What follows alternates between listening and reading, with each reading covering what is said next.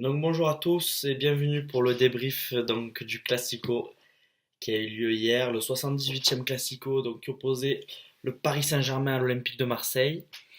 Donc c'était le 78e, il avait lieu au Parc des Princes. C'était un Classico où on retrouvait un Olympique de Marseille qui sortait d'une série de 21 matchs en Ligue 1 sans défaite.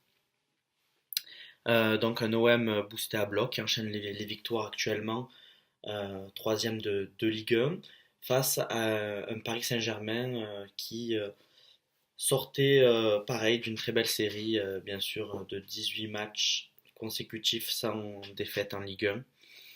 Euh, un match qui avait beaucoup d'attentes, mais un peu de déception. On va en venir plus en détail.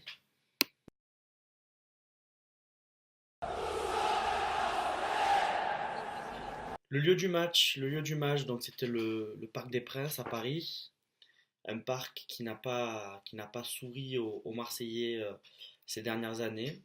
La dernière victoire d'Olympique de Marseille sous l'ère Qatari remonte quand même sous l'ère Qatari côté PSG remonte à 2012, cette victoire au Vélodrome. Donc l'OM, c'est vrai, depuis ces dernières années, n'a pas eu beaucoup de succès au Parc des Princes. On se rappelle de ce match nul lors des prises de fonction de Rudy Garcia en 2016, avec un match très défensif et un plan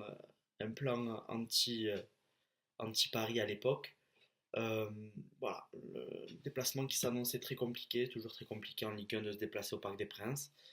Mais tout de même, de réelles ambitions et un réel potentiel côté olympien pour aller bouger cette équipe du PSG au vu du match aller et au vu de la série en cours côté marseillais, qui est vraiment impressionnante avec une régularité dans les résultats, avec de la consistance de la part de cette équipe marseillaise.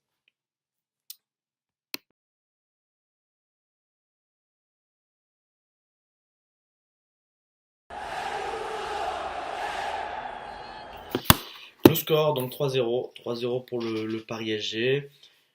Une victoire qui, dans l'ensemble, qui est largement méritée pour Paris. Euh, Même si je suis pas du tout satisfait de la qualité du match dans son ensemble. Je trouve que c'était un match, certes, qui était très attendu, mais moi je pense que voilà, l'affiche, la production du jeu, ce que l'on a vu ce soir-là sur la pelouse du Parc des Princes n'est pas à la hauteur de nos attentes d'un match comme celui-là. On avait vu un match aller au Vélodrome avec énormément d'intensité, que ce soit des deux côtés, que ce soit marseillais ou côté parisien. Hier, nous avons vu une équipe marseillaise émoussée physiquement, avec très peu de mouvement dans l'utilisation du ballon. J'ai trouvé que cette équipe était arrêtée, pardon, avait joué arrêté, malgré une bonne entame quand même avec Lucas Ocampos qui a eu quelques incursions sur le côté gauche. Mais je trouve que voilà, pas d'intensité, manque d'intensité cruelle dans les déplacements et dans la transmission. Euh, voilà, j'ai trouvé une équipe de Marseille très, très statique, euh, très peu de permutations, très peu de jeux en triangle. Dans les 30 derniers mètres, ça a été très, très compliqué pour les Olympiens. Côté parisien, on connaît les forces en présence, ce trident offensif, Mbappé, Cavani, Neymar. Ils ont su être opportunistes.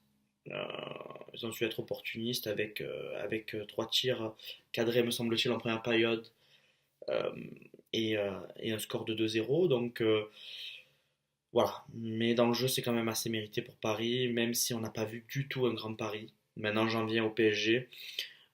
J'ai trouvé une équipe du PSG pas à la hauteur de ses ambitions. Pas digne, j'ai vu des joueurs qui ne sont pas dignes de ce que prétend être Paris. Je m'explique. Je n'ai, j'ai vu des joueurs truqueurs, Daniel Alves, Marquinhos, Neymar. Je trouve que l'attitude du Paris SG, des joueurs de Paris, est très inquiétante. Alors peut-être pas pour la Ligue 1, vous allez me dire, oui, ok, il y a 10 points d'avance. Oui, je suis supporter marseillais, mais pas tout. Euh, Moi, je trouve que cette équipe-là ne montre pas le visage qu'elle devrait montrer. Alors oui, il y a des différences d'écart, de budget, etc. Mais Voilà, Paris doit montrer normalement, au vu de l'investissement qui a été fait, au vu des joueurs prétendus recrutés, Neymar, nanana, tout ce qu'on en fait, le patatras. Je suis désolé, voilà, moi j'ai vu un Neymar qui, comme l'a dit Jordan Amavi lors de la conférence de presse, se pose devant le joueur adverse, attend le pressing, fait deux trois gris-gris arrêtés qui ne servent strictement à rien et donne le ballon. Alors excusez-moi, mais ça s'appelle chambrer. Et quand on prétend être potentiellement un futur ballon d'or, on parle d'un futur peut-être vainqueur de Ligue des Champions, euh, pour moi, c'est pas digne. Voilà. Neymar ne respecte pas le sens du jeu dans les transmissions, dans ce qu'il devrait faire. C'est pas ça. Une feinte, les feintes de frappe, les machins, les trucs pour appâter la galerie, ce n'est pas du haut niveau. Je suis désolé, ce n'est pas du haut niveau, c'est du freestyle. C'est du freestyle, il faudrait qu'il fasse du freestyle. C'est pas ça. Le football, c'est pas ça. Est-ce qu'on voit peut-être que Ronaldo les faisait un peu plus quand il était jeune, des gestes un peu superflus, etc. Mais trop de superflus dans cette équipe. Trop de superflus. Des tricheurs, Di Maria, ça joue par intermittence, ça joue comme. Voilà, Mbappé, alors il roule des mécaniques, on se la pète parce qu'on gagne 3-0 contre l'Olympique de Marseille. Et puis contre le Real, il n'y a plus personne. Il n'y a plus personne quand il s'agit de jouer contre Marcelo. Et oui, et oui, mais voilà, Adrien Rabiot l'a très justement dit à la fin du match contre le Real Madrid. C'est bien beau d'en mettre 8 à Dijon, mais si après tu n'es pas capable d'assumer face au Real, c'est plus compliqué. Mais avec cette attitude-là, Paris n'ira pas loin. Paris n'ira pas loin. C'est un manque de professionnalisme, c'est un manque de sérieux, c'est un manque de rigueur. C'est pas ça. Voilà, le très haut niveau, c'est pas ça. Pour moi, voilà. Alors oui, ils ont gagné 3-0 contre l'Olympique de Marseille. Oui, voilà. Moi, pour moi, ils ont gagné 3-0. C'est ok, il n'y a pas de souci. Mais en face, il y avait un Olympique de Marseille qui, selon moi, n'a pas joué le match qu'il devait jouer. Voilà, donc ça, c'était pour le coup de gueule côté olympien et le coup de gueule côté parisien. Et voilà, et qu'on arrête de dire Paris, etc. Voilà, pour moi, c'est pas bon du tout et très inquiétant, très très inquiétant pour Paris.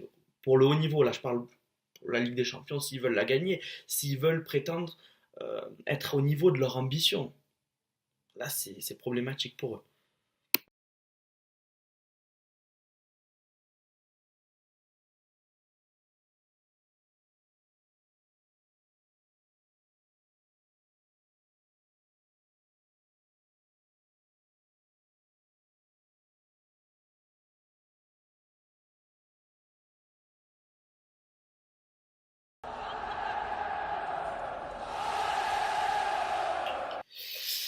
Alors maintenant, venons-en à l'homme du match. Donc pour moi, l'homme du match, mon top, ça serait Cavani, euh, parce il a pesé sur la défense marseillaise, il met un très très beau but.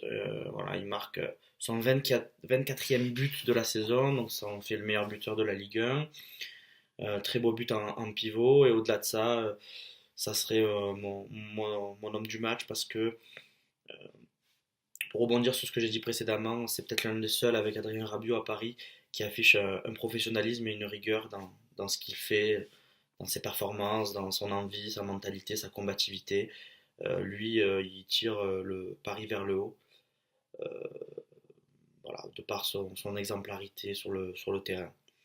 Côté marseillais, malgré un mauvais match dans l'ensemble, je redresserai peut-être un peu le niveau avec Zambo qui quand même a fait son match, selon moi, qui a quand même essayé d'être présent à la récupération, même si à côté de lui on n'a pas vu un très très grand Luis Gustavo. Mais bon, Luis a quand même voilà, fait son match dans l'ensemble. Mais Zambo, peut-être côté marseillais, qui a su peut-être un petit peu tirer son épingle du jeu.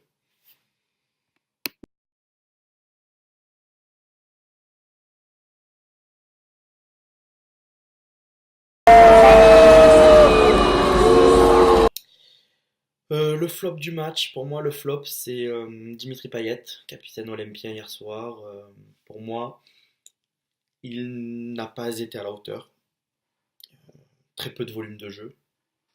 Défensivement, il défend très peu. Offensivement, pardon, la plupart des prises de balles étaient arrêtées. Lui comme Thauvin d'ailleurs, hein. Thauvin, beaucoup de prises de balles arrêtées, peu de mouvements. Et puis même où normalement il doit être irréprochable, c'est-à-dire sur les coups de pied arrêtés, ben, il l'est pas. Voilà, il n'est pas présent. On s'est quand même créé des occasions, on a quand même joué, hein, on a quand même 49% de possession à la mi-temps, et même je crois que ça tourne autour de 45-55. Donc voilà, on a quand même le ballon, on a eu quand même des phases pour produire et on attendait Dimitri Payet voilà, au cœur du jeu.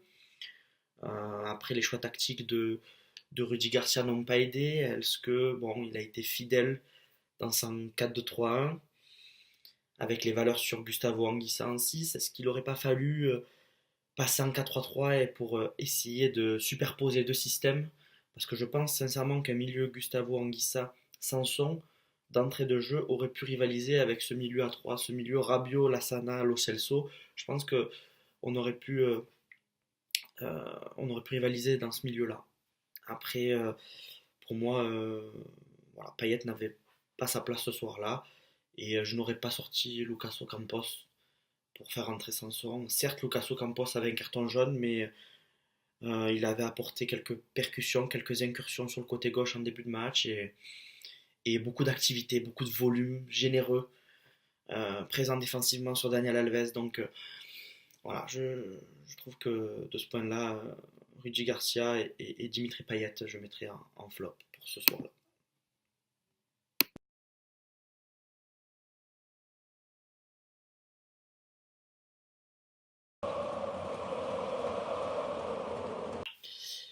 Concernant la note du match, dans l'ensemble, je mettrais un 9 sur 20. Donc, comme je l'ai dit précédemment, un match très haché, beaucoup de fautes. On n'avait pas vu autant de cartons jaunes et autant de cartons sortis en Ligue 1 depuis le Monaco-Nice de 2016, donc ça remonte. Donc, on a vu un match, voilà, comme je l'ai dit, pas digne, de, pas à la hauteur de nos attentes pour un classico. Par rapport, si on compare par rapport au match aller, c'est le jour et la nuit, il n'y a strictement rien à voir.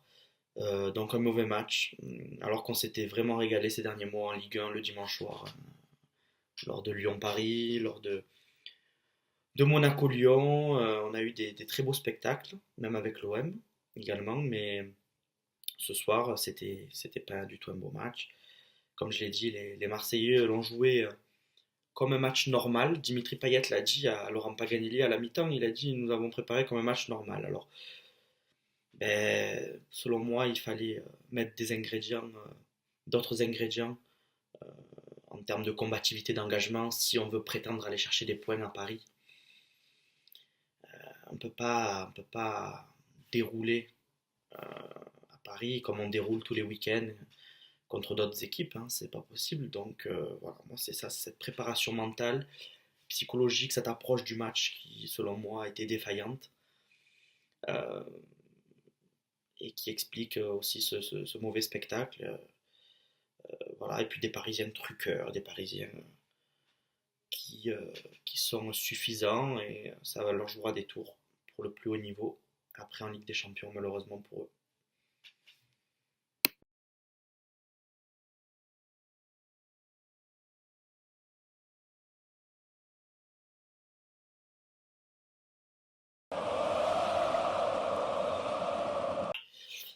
Le mot de la fin, donc concernant le mot de la fin, ben, pour moi, ça serait, on retient un match médiocre, un match médiocre, mais voilà, il ne faut pas que cette défaite-là vienne empiéter sur la très belle série marseillaise. Il faut continuer à prendre des points, à engranger des points comme on l'a fait ces derniers mois, comme on l'a fait ces 21 derniers matchs, sans défaite. Il faut continuer cette belle série.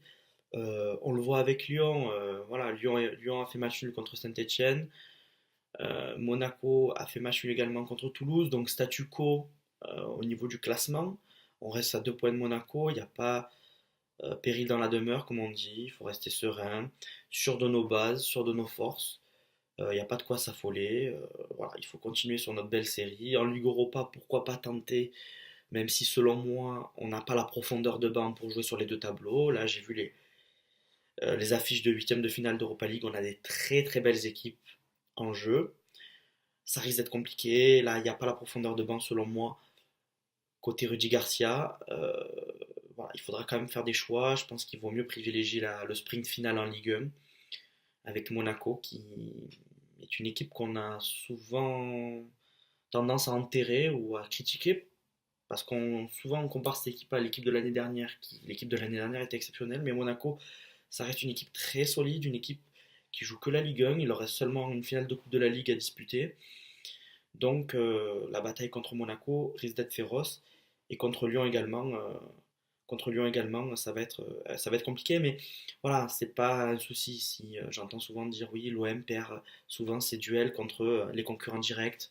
Bon, on match nul contre Monaco, on perd contre Paris, mais c'est pas là, selon moi, que la course à la Ligue des Champions va se jouer. La course à la Ligue des Champions va se jouer dans des matchs compliqués face à des équipes qui vont jouer le maintien. Voilà, je pense à Lyon qui a perdu des points contre Angers notamment, là qui perd des points contre Saint-Etienne. Elle est là, la bataille, elle va se jouer là, le sprint final. Et selon moi, je pense qu'il faut que l'OM reste sur sa belle série. Et concernant Paris, Paris sera tout simplement, selon moi, champion de France, il n'y a pas de doute à avoir là-dessus. Néanmoins, selon moi, leur suffisance et leur arrogance va leur jouer des tours en Ligue des Champions parce que pour être une grande équipe, il faut afficher un autre visage et un autre comportement surtout.